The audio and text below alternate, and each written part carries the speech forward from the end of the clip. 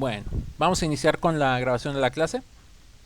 Eh, Esto es pues inicio de parcial, parcial número 2.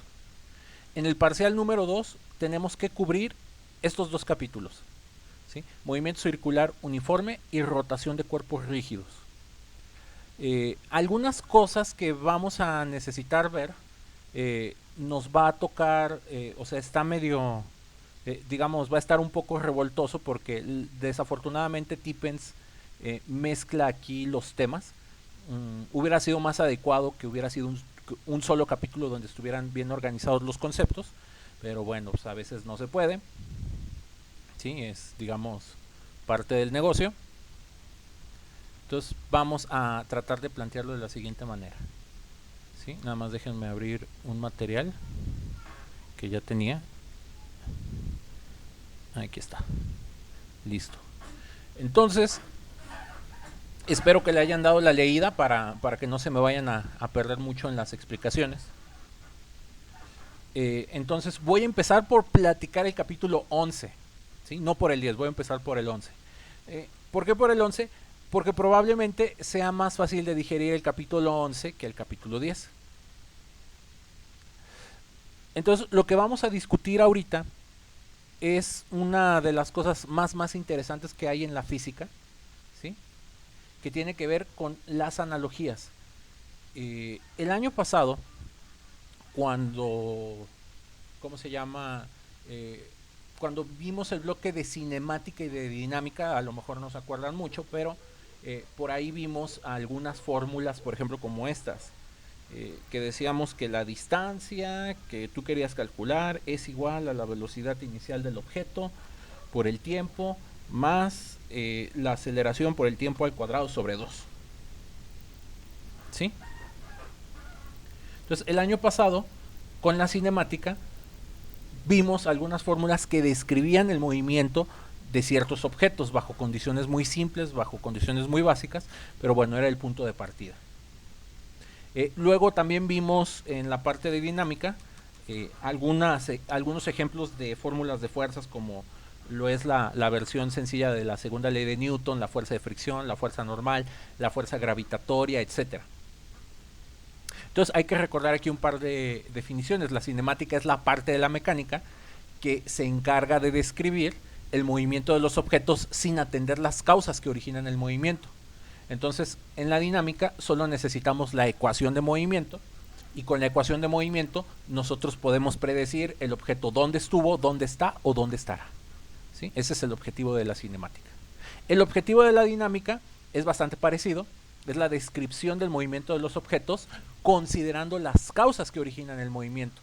Entonces, la dinámica, además de la ecuación de movimiento, para saber dónde estuvo, dónde está o dónde estará el objeto, vamos a tener que analizar qué fuerzas son las que originan el movimiento.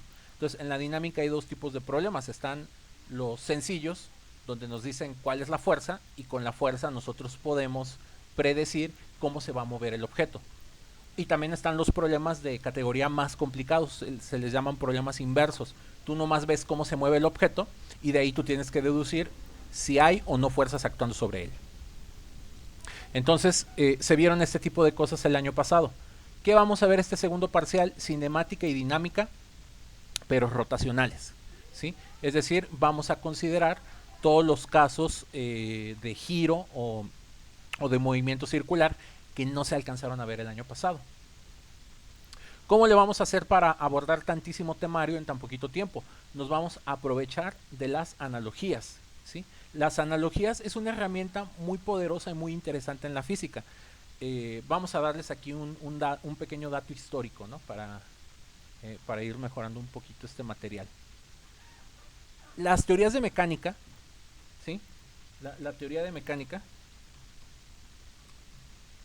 más o menos se tardó en ser desarrollada algo así como 400 años. O sea, hablamos desde a lo mejor las aportaciones que hizo Galileo, que son como las primeras que pudiéramos considerar. Entonces, desde Galileo hasta que se acabó de formular por completo la la teoría de mecánica con las formulaciones más modernas, o sea, cuando digo más modernas, son teorías de 1800 más o menos. Hablamos que se tardaron 400 años, o sea, del 1400 al 1800 fue el tiempo que le tomó a la humanidad desarrollar todas las teorías mecánicas, ¿sí? De hecho, las teorías mecánicas más avanzadas o más sofisticadas, o sea, ya estaban descubiertas, ya estaban inventadas por ahí más o menos 1800, para que se den una idea. Miren, esto no quedó donde yo quería.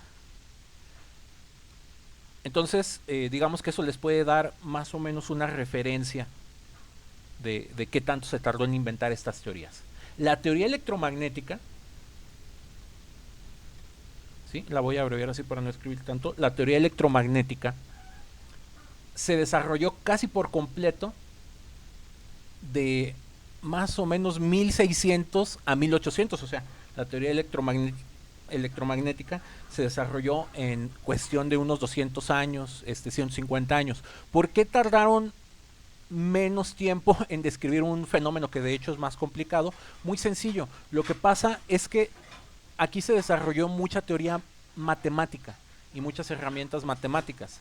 Entonces, cuando la gente empieza a estudiar los fenómenos eléctricos y magnéticos y eventualmente los fenómenos electromagnéticos, de alguna manera se empiezan a reciclar todas las fórmulas y estructuras matemáticas desarrolladas aquí y se empiezan a aplicar directamente acá, al punto que prácticamente la teoría mecánica y la teoría electromagnética acabaron por desarrollarse simultáneamente. O sea, esta alcanza la cúspide en 1800 y su desarrollo completo lo alcanza en 1900. ¿Sí? Ahora, para que se den una idea todavía más interesante, las teorías de relatividad y la cuántica se desarrollaron aproximadamente en 50 años. ¿Por qué fue mucho más rápido el desarrollo de la relatividad y de la cuántica? Si se supone que son todavía fenómenos más complicados que la mecánica clásica y el electromagnetismo. La razón es bastante simple. Como ya teníamos todas estas teorías, se retoman o se reutilizan los aparatos matemáticos y desarrollar la teoría relativista o la teoría cuántica, pues no les digo que fue juego de niños porque no lo fue, pero fue mucho más rápido y sencillo que todo el tiempo que tardó en hacerse esto. Entonces vamos a ponerles un ejemplo de analogía de las definiciones que aparecen en su libro. Por ejemplo, esta fórmula la platicamos, la vimos el año pasado. Esta es la típica fórmula de primaria secundaria. La velocidad, la rapidez es igual a la distancia o desplazamiento entre tiempo, ¿sí? Como la quieran recordar. Entonces resulta que para hacer la descripción de un fenómeno rotatorio, en lugar de hablar de la variable distancia o desplazamiento, ahora vamos a hablar de una variable que se le conoce como posición angular, ¿sí? Que está representado por la letra θ. Entonces, el cambio en una posición angular en un intervalo de tiempo te da una cantidad que es conocida como velocidad angular. Entonces, vean que es la misma estructura matemática. ¿Qué es lo que cambia? Las letras, ¿sí? Entonces, con esta fórmula ustedes ya resolvieron problemas el año pasado, ya la saben despejar, más o menos saben para qué puede ser útil o bajo qué circunstancias utilizarla. Entonces, si se van, digamos, a lo mejor ahorita no se acuerdan de eso, pero si van desempolvando este conocimiento, adquirir este conocimiento es mucho más sencillo. Vamos a otra analogía. Desde el curso de Física 1 hablamos de la energía cinética, ¿sí? La energía cinética de un objeto se calcula con la masa del objeto, con la velocidad con la cual se mueve, al cuadrado dividido entre 2. Y esta fórmula la estuvimos utilizando bastante el parcial anterior. Entonces resulta que hay una energía cinética rotacional. O sea, un objeto por el hecho de desplazarse contiene energía y tú lo puedes calcular con esta fórmula. Si el objeto gira, imagínate un objeto que está rotando, que está girando, entonces se está moviendo, entonces como se mueve debe tener energía cinética, ¿sí? Pero esa energía cinética se calcula con esta otra fórmula. Esta ahí se le conoce como momento de inercia y es un análogo a la masa. Entonces, entre más masa tiene un objeto, más energía tiene. Entre más momento de inercia tiene un objeto, más energía tendrá. Como aquí estoy usando la velocidad, pues aquí pongo la velocidad angular que se las acabo de presentar de esta fórmula. Entonces vean cómo obtenemos una nueva fórmula para describir la energía de los objetos que giran o que rotan. ¿Sí? El parcial anterior vimos el concepto de momento. Entonces a este le vamos a poner una nueva etiqueta. Se le conoce como momento lineal. ¿Sí? ¿Por qué momento lineal? Porque tiene que ver con movimiento ya sea horizontal, vertical o a lo mejor en varias dimensiones, pero siempre tiene que ver con el avance o desplazamiento del objeto. Y vimos que para calcularlo necesitas la masa por la velocidad. Ahora, dentro de estos capítulos vamos a discutir un nuevo concepto que se le conoce como momento angular. ¿Sí? Se representa con la letra L mayúscula. Como la masa es el análogo al momento de inercia, pues M la cambiamos por I. Y como esta velocidad, su análogo es la velocidad angular, pues aquí ya tenemos un nuevo concepto, momento angular, con el cual se pueden resolver un sinnúmero de, ¿cómo se llama?, de problemas. Vamos a hacer una cosa, ¿sí? Para que esto igual parezca un poco más interesante.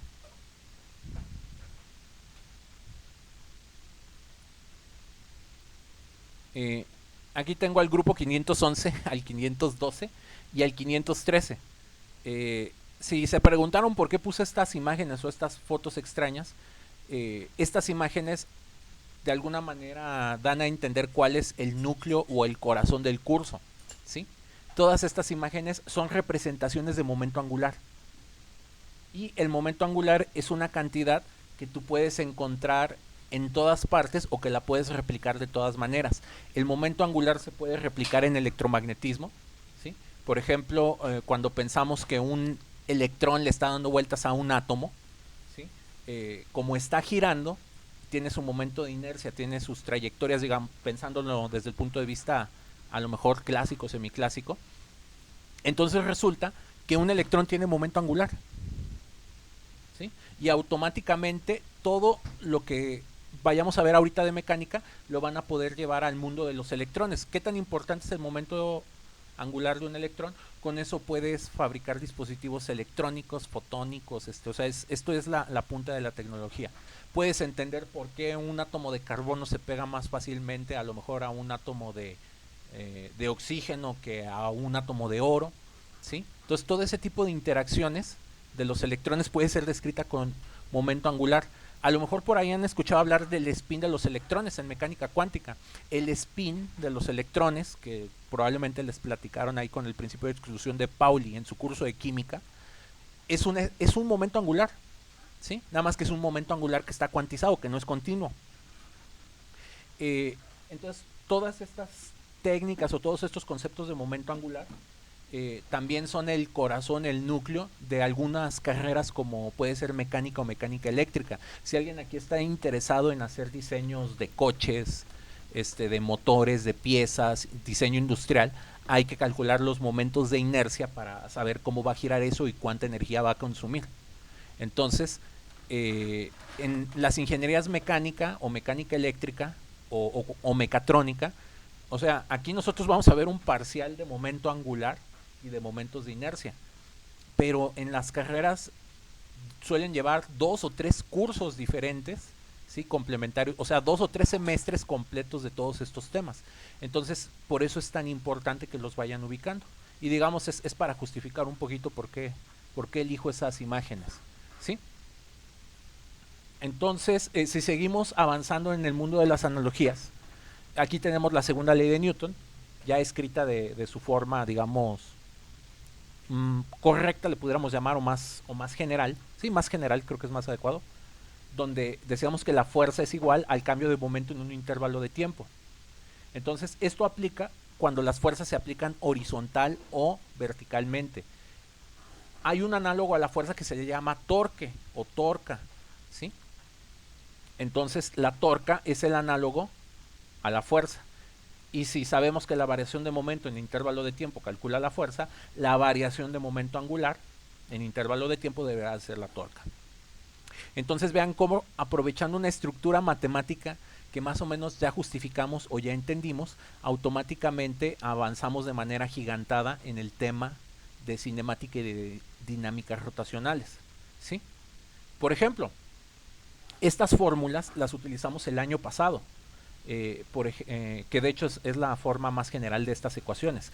Para describir movimiento vertical, hablábamos que la posición de un objeto será igual a su posición inicial por su velocidad inicial vertical por el tiempo menos gt cuadrada sobre 2. Y luego vimos que la misma fórmula la podíamos usar para describir movimiento horizontal, nada más que como en la parte horizontal la aceleración puede ir adelante o atrás, ahí no le ponemos signo menos, ¿sí? Si tú quieres describir movimiento angular, es decir, cómo gira una rueda de un coche o cómo gira un engran, esta se llama posición angular, este será posición angular inicial, esta será velocidad angular y este de acá será otro concepto que se le conoce como aceleración angular.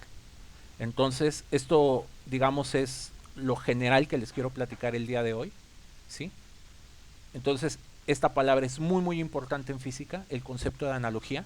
Si tú encuentras una analogía entre un fenómeno físico o un fenómeno matemático, cualquier otra cosa, tú puedes retomar la teoría que ya está desarrollada y automáticamente aplicársela al nuevo fenómeno, obviamente con ciertos ajustes, ¿sí? Pero es una manera muy, muy interesante de aplicar las cosas. Maffer, te escucho. ¿Qué era teoría EM? Electromagnética. Va, gracias. Sale, ¿alguna otra duda o comentario?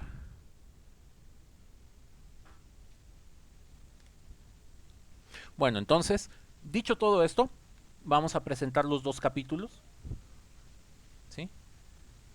Voy a empezar por el 11, rotación de cuerpos rígidos. Luego vamos a explicar qué es un cuerpo rígido o por qué se le conoce de esa manera.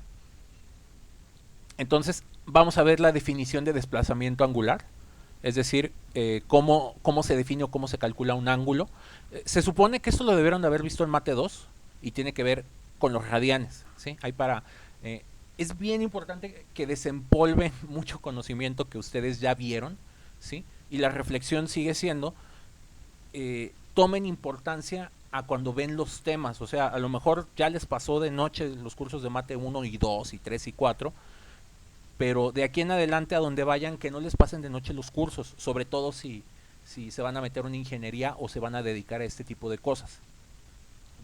Entonces, aquí hay que ir recordando las definiciones de radianes que se ven en Matemáticas 2 y obviamente los cambios de unidades.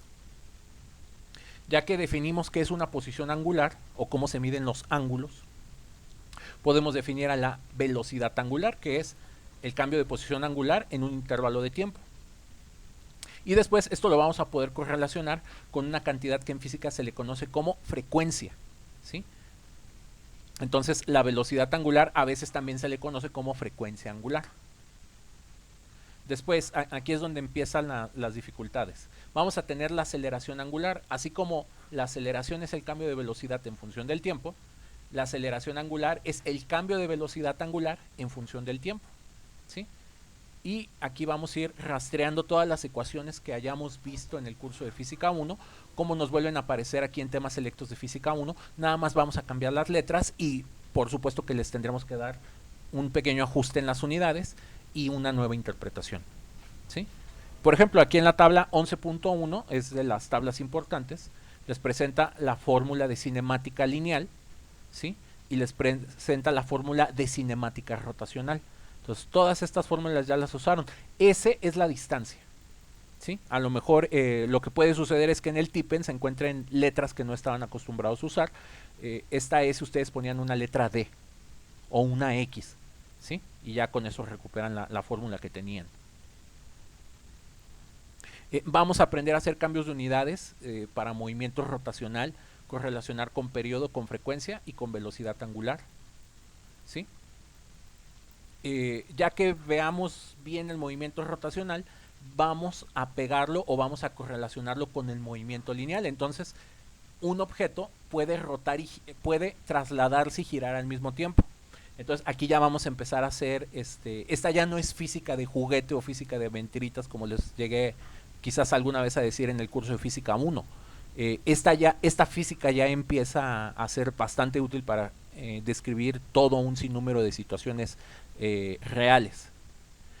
Después, la dificultad de estos capítulos es que vamos a tener muchos tipos de aceleración. Entonces el diablo está en los detalles y no debemos de perdernos en las definiciones.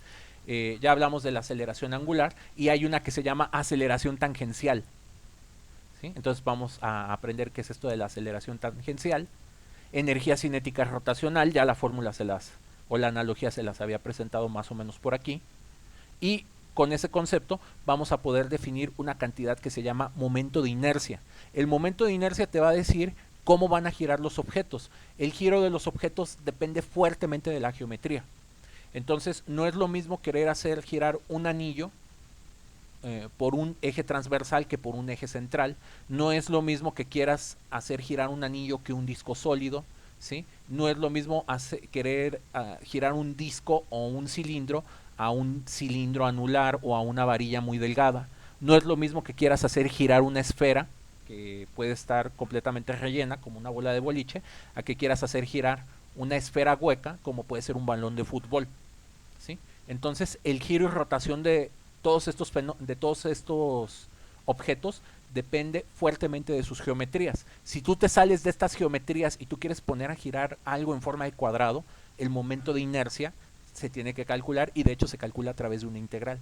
Entonces aquí vamos a ir pegando o les vamos a ir adelantando muchos métodos matemáticos que eventualmente van a tener que revisar, ¿sí? Como vimos al final de Física 1 se platicó de trabajo y de potencia. Entonces vamos a tener trabajo y potencias rotacionales. El torque del motor, la potencia de un motor, cómo calcular los caballos de fuerza de un motor, ¿sí?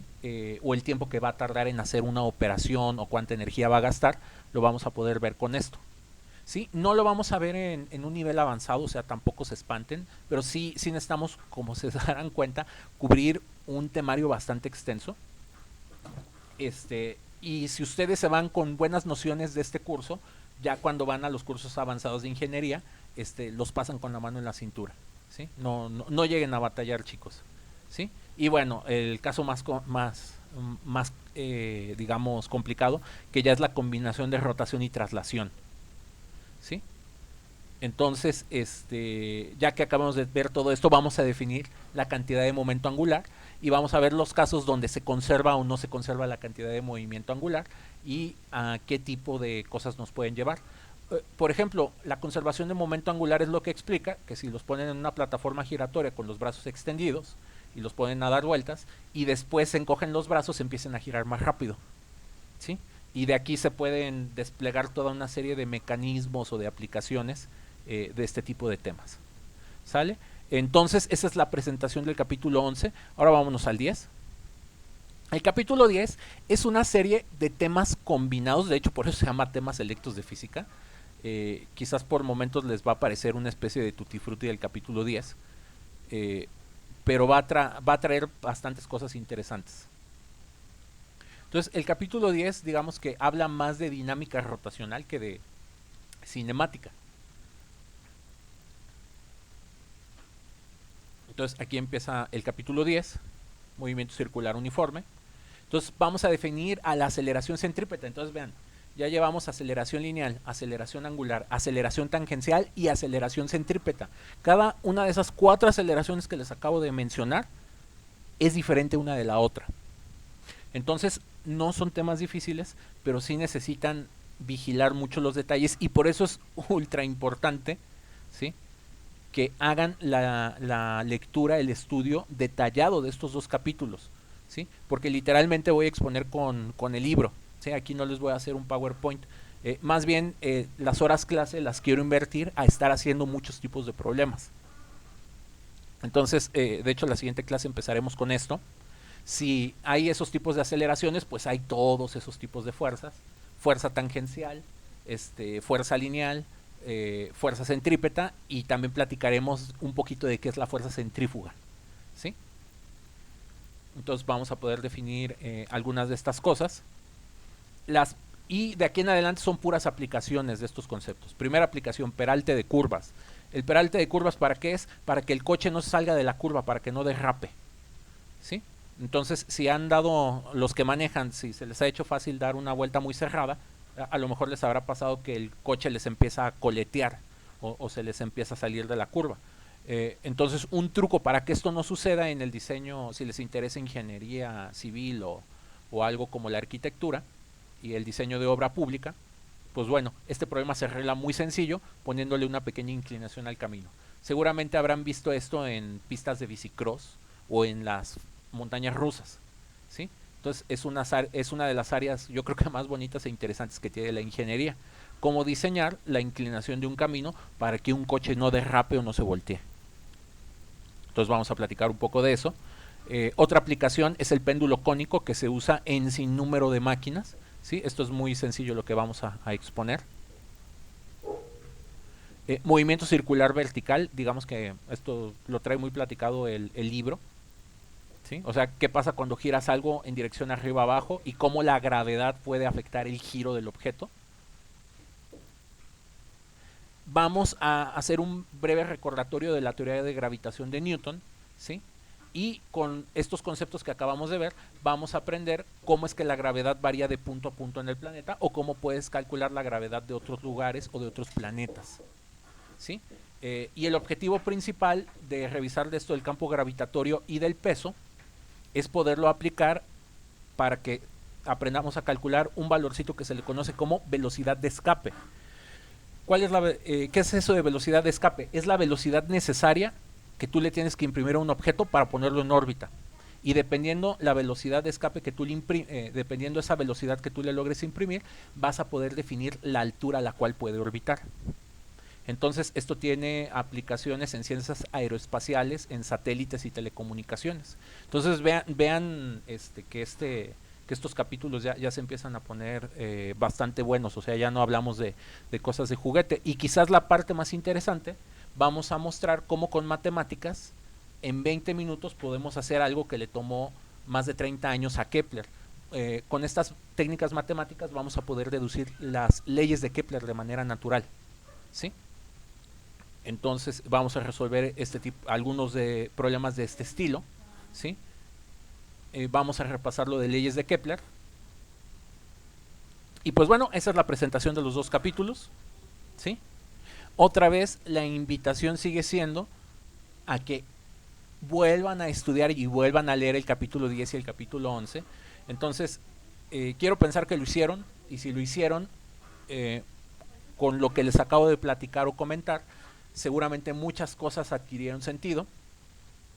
Si no lo hicieron con lo que les acabo de platicar y de contar, haciendo ya la lectura de este capítulo, de estos dos capítulos, muchas cosas van a quedar muchísimo más claras, y además, si ya los habían leído previamente, ahora sí le van a entender a los dos capítulos y voy a poder avanzar como pretendo hacerlo. Entonces, mi explicación llega hasta aquí. ¿Dudas? ¿Comentarios? ¿Los escucho?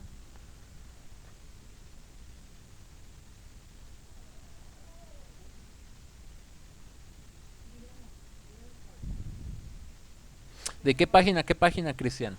Hay que leer capítulos 10 y 11. ¿Sí? De hecho, deja ir al índice del libro. Les recuerdo que el libro ahí lo tienen en los archivos. Entonces hay que leer capítulos 10 y 11, que en las páginas corresponden, en las páginas del libro, no del PDF, ¿sí? Las páginas del libro corresponden de la página 196 hasta la 236. Entonces hay bastantito que leer, ¿sí? O sea, es bastante información. Entonces hagan ahí el esfuerzo, pongan el empeño, sobre todo de leer las primeras secciones, ¿sí? Traten de estudiar de la sección 11.1, por ejemplo, a la 11.3, ¿sí? Si tienen más ganas, hasta el 11.14, y del 10 vayan haciendo del 10.1 al 10.14. Irónicamente, les recomiendo que empiecen a leer primero el capítulo 11, y ya que hayan leído las primeras partes del capítulo 11, ya se pueden ir en orden desde el capítulo 10, ¿sí? Entonces, no sé si hay alguna otra duda o comentario.